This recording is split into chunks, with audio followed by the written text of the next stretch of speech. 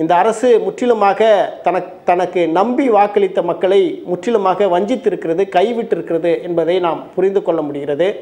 தமிழகம் முழுவதும் மிக தீவிரமாக டெங்கு காய்ச்சல் பரவி கொண்டிருக்கிறது. ஒருபுறம் பருவமழை மக்களை வாட்டி வதைத்து கொண்டிருக்கிறது. பருவமழை பெய்து பல இடங்களில் மழை வெள்ளம் சூழக்கூடிய நிலைமை இருந்து கொண்டிருக்கிறது. குடியிருப்புகளையெல்லாம் வெள்ளம் சூழ்ந்து இப்போது மக்கள் பல நோய் தொற்றுக்கு ஆளாகக்கூடிய அவல நிலையில் இருந்து கொண்டிருக்கிறார்கள். முறையாக மழை நீர் வெளியேறுவதற்கான எந்த வாய்ப்பையும் வடிகால்களையும் இந்த அரசு செய்ய தவறி இருக்கிறது. நாங்கள் பல இடங்களில் வடிகால் பணிகளை செய்து முடித்து விட்டோம் என்று சொன்னாலும் கூட பல இடங்களில் மழை நீர் தேங்கி நிற்கிற அவல நிலை இருந்து கொண்டிருக்கிறது.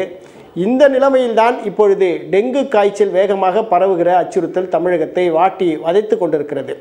மக்கள் அலையலையாக அரசு மருத்துவமனைகள் மற்றும் தனியார் மருத்துவமனைகளை நோக்கி சென்று தங்களுக்கான சிகிச்சைகளை பெறக்கூடிய ஒரு மோசமான நிலைமைக்கு தள்ளப்பட்டிருக்கிறார்கள்.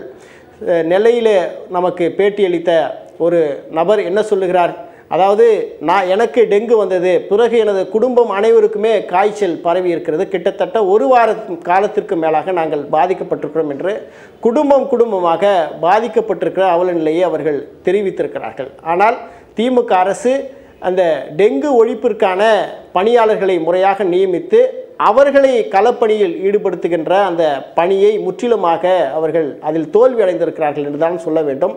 அப்படி பணியாளர்கள் இருந்தாலும் கூட அந்த பணியாளர்களுக்கு முறையான ஊதியம் வழங்குவதிலும் இந்த அரசு தொடர்ந்து தொய்வையும் சிக்கலையும் தொடர்ந்து காட்டிக் கொண்டிருப்பதை நாம் பார்க்க முடிகிறது. அந்த பணியாளர்களும் சுதந்திரமாக பணி செய்ய முடியாத நிலைமையில் இருந்து கொண்டிருக்கிறார்கள். அவர்கள் போராடக்கூடிய நிலைமையில்தான், அவர்களுடைய உரிமைகளுக்காக போராடக்கூடிய நிலைமையில்தான் அந்த பணியாளர்களும் இருந்து கொண்டிருக்கிறார்கள்.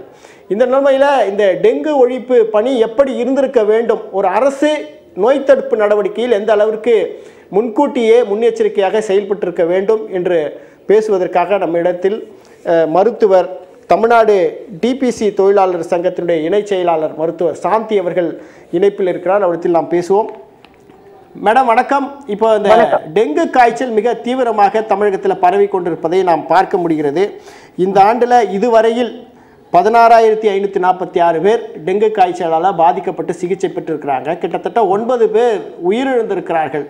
ஆனால் திமுக அரசு என்ன சொல்லுகிறது, அதனுடைய மக்கள் நல்வாழ்வுத்துறையுடைய அமைச்சர் என்ன சொல்றாருன்னா, டெங்கு காய்ச்சல் இரட்டிப்பாக வேகமாக பரவி கொண்டிருக்கிறது என்பது உண்மைதான், ஆனால் உயிரிழப்பு என்பது ஒற்றை இலக்கத்தில் தான் இருக்கிறது என அவர் மெத்தனமாக பதில் சொல்லக்கூடிய ஒரு நிலைமை இருந்து கொண்டிருக்கிறது. நீங்கள் ஒரு மருத்துவர், பருவமழை தீவிரமாகி கொண்டிருக்கிறது, டெங்கு காய்ச்சல் வேகமாக பரவுவதற்கான எல்லா சூழல்களும் இப்போது இருந்து கொண்டிருக்கிறது.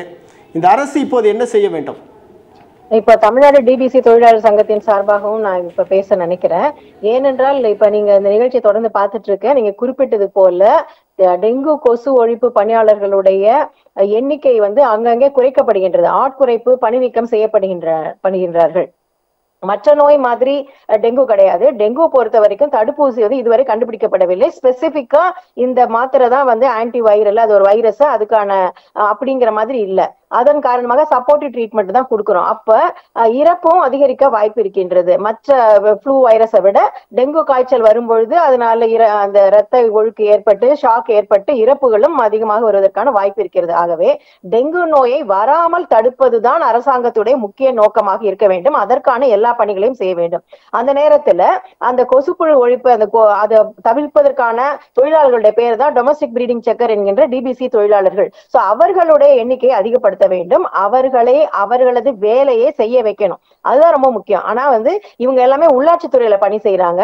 இப்ப கொசுப்புழு ஒழிப்பு பணியை தவிர மற்ற பணிகள் தான் அவங்கள்ட்ட இருந்து அதிகமா வாங்குறாங்கிறது எங்களோட சங்கத்தின் சார்பாக தொடர்ந்து சொல்லிட்டே வரோம். இப்ப பாத்தீங்கன்னா வீட்டு வரி வசூலிக்கிறது, தொழில் வரி வசூலிக்கிறது, வேறு இவர்களுடைய பணிக்கு சம்பந்தமில்லாத பணிகளை செய்யும் பொழுது கொசுப்புழு ஒழிப்பு பணி பாதிக்கப்படுகிறது. இதனால பொதுமக்கள் பாதிக்கப்படுகிறார்கள்.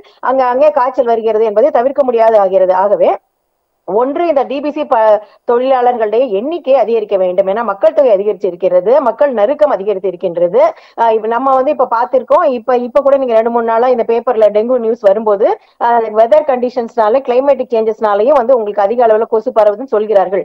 இப்ப நம்ம 10 வருஷத்துக்கு முன்னாடி இந்த மேக வெடிப்பு எல்லாம் கேள்விப்பட்டிருக்க மாட்டோம். இப்பொழுது காலநிலை மாற்றத்தின் காரணமாக திடீரென்று மழை பெய்கிறது, அதிக அளவில் மழை பெய்கின்றது. பல சீதோஷ நிலையின் காரணமாக கொசுக்களுடைய வாழ்நிலை, அவங்களோட வாழ்கின்ற காலம் மாறுகிறது, டெங்கு உடைய தீவிரம் மாறுகின்றது, அதனுடைய பாதிப்பு வந்து அதிகரித்து இருக்கின்றது. ஆகவே இந்த டிபிசி கொசுப்புழு பணியாளர்களுடைய எண்ணிக்கையை மக்கள் தொகைக்கு ஏற்ப அதிகரிக்க வேண்டும். அவர்களுக்கு அவர்களது வேலையை செய்ய விட வேண்டும், மற்ற பணிகளை செய்ய விடக்கூடாது. இப்ப பாத்தீங்கன்னா ஒரு கவுன்சிலர் வந்துட்டு அங்க ஏரியால இருக்க உள்ளாட்சி துறையில பணிபுரியுறாங்க. அங்க இருக்கிற சில கவுன்சிலர்கள் வந்துட்டு நாங்க தான் உங்களுக்கு சம்பளம் கொடுக்குறோம், நாங்க சொல்ற வேலையை நீங்க செய்யுங்க, நீங்க இங்க வந்து அந்த வேலை செய்யுங்க. சில இடத்துல வீட்டு வேலை கூட கவுன்சிலர்களுடைய வீட்டு வேலையை வாங்குறது, அரசு அதிகாரிகளுடைய வீட்டு வேலையை வாங்குவதெல்லாம் இருக்கின்றது. இதை நாங்கள் பல மாவட்டங்களில் தொடர்ந்து அந்தந்த கலெக்டரை சந்தித்து எங்களுடைய கோரிக்கையை வந்து சொல்லிட்டு இருக்கோம். ஆகவே இது எல்லாமே மக்களுடைய இதை பாதிக்கிறது. திடீரென்று டெங்கு வந்துட்டு நோய் அதிகரிக்கிறது இல்லை, அதற்கான தடுப்பு நடவடிக்கை தொடர்ச்சி செய்யணும். இப்ப உதாரணத்துக்கு ஒரு ஊர்ல வந்து கொசு கம்மியா இருக்கு அப்படின்னு இவங்க நினைச்சா, அல்லது காய்ச்சலுடைய எண்ணிக்கை ரிப்போர்ட்டட் குறைவா இருக்குன்னு சொன்னா உடனே ஆளை குறைச்சிடுறாங்க.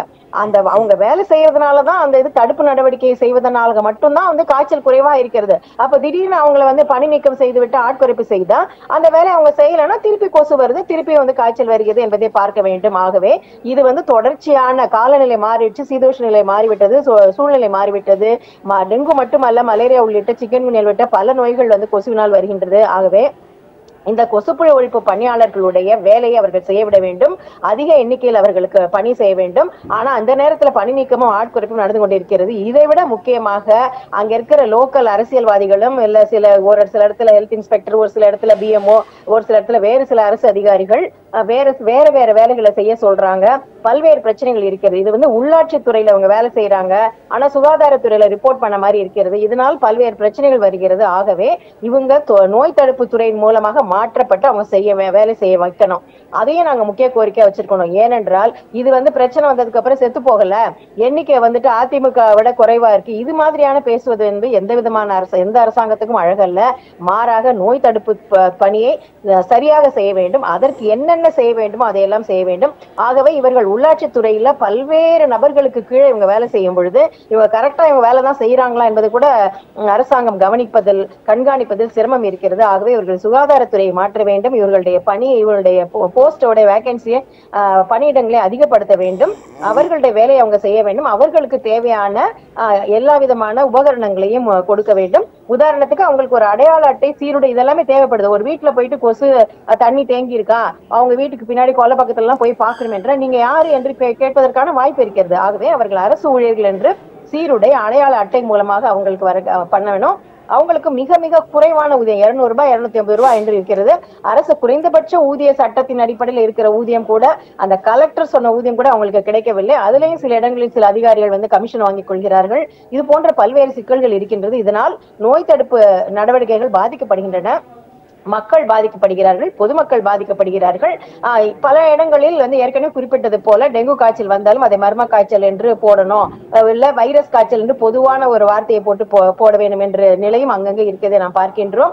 ஆகவே இந்த நோயுடைய தீவிரத்தன்மை உணர வேண்டும். மிக மிக முக்கியமாக இப்ப நான் வந்து பல்லாவரம் பகுதியில பேசிக் கொண்டிருக்கிறேன். இந்த இடத்துல கடந்த 5 ஆண்டு காலமா நான் உட்கார்ந்துருக்க ஏரியா சுற்றியே மிக முக்கியமான ஏரியா, மெயினான ஏரியா. இங்கே பாத்தீங்கன்னா வந்து பள்ளம் நோண்டி வச்சிருக்காங்க. அங்கே நிறைய குப்பை கூலங்கள் இருக்கின்றன, கொசு இருந்துகிட்டே இருக்கு. கடந்த 5 ஆண்டு காலமாகவும் அதற்கு முன்னாடியும் இதே போன்ற நிலைமை தான் இருந்து கொண்டிருக்கிறது என்பதை பார்க்க வேண்டியிருக்கிறது. சென்னையிலேயே முக்கியமான இடத்துல இந்த நிலைமை இருக்கிறது என்றால் திருநெல்வேலி, மதுரை போன்ற பல்வேறு புறநகர் பகுதிகளில் எப்படி இருக்கும் என்று நாம் புரிந்து கொள்ள முடிகிறது. ஆகவே இந்த பிரச்சனையை ஒரு மிக முக்கியமான பிரச்சனையாக எடுத்துக்கொண்டு செல்ல வேண்டும். பொதுமக்களும் அரசாங்கத்துக்கு ஒத்துழைப்பு வழங்க வேண்டும். தண்ணீர் தேங்குகின்ற இடங்களெல்லாம் தண்ணீர் தேங்காமல் வீட்டை சுற்றி இருக்கவதை பார்க்க வேண்டியிருக்கிறது. ஒரே ஒரு கொசு ஒரு முறை கடித்தால் கூட டெங்கு வருவதற்கான வாய்ப்பு இருக்கிறது.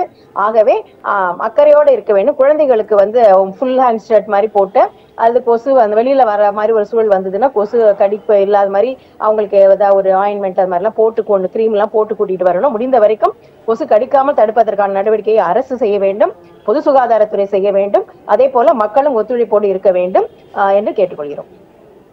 நிச்சயமாக இந்த கொசு ஒழிப்பு நடவடிக்கையை இந்த அரசு எவ்வளவு தீவிரமாக எடுத்துக்கொள்ள வேண்டும். அது மட்டுமல்ல, அந்த கொசு ஒழிப்பு செய்வதற்கான முறையான பணியாளர்கள், போதிய அளவிலான ஊழியர்களை நியமிப்பது மட்டுமல்ல, அந்த ஊழியர்களை முறையாக அவர்களுக்கு ஊதியம் வழங்குவது, அவர்களை சுதந்திரமாக செயல்பட விடுவது போன்ற நடவடிக்கைகளில் இந்த அரசு உறுதி செய்ய வேண்டும் என்ற வலுவான கருத்தை மருத்துவர் சாந்தி அவர்கள் முன்வைத்திருக்கிறார். நிச்சயமாக இந்த அரசு இதை பின்பற்ற வேண்டும். அப்படி செய்தால் மட்டுமே இது போன்ற ஒரு கொசு ஒழிப்பு நடவடிக்கை என்பது உறுதியாகும். மக்களும் இது போன்ற டெங்கு காய்ச்சல் போன்ற அச்சுறுத்தலிலிருந்து விடுபடுவதற்கு வாய்ப்பு இருக்கிறது. மக்களுடைய நல்வாழ்வு என்பது அப்போதுதான் உறுதி செய்யப்படும் என்ற உங்களது கருத்துக்களுக்கு நன்றி மருத்துவர் சாந்தி அவர்கள்.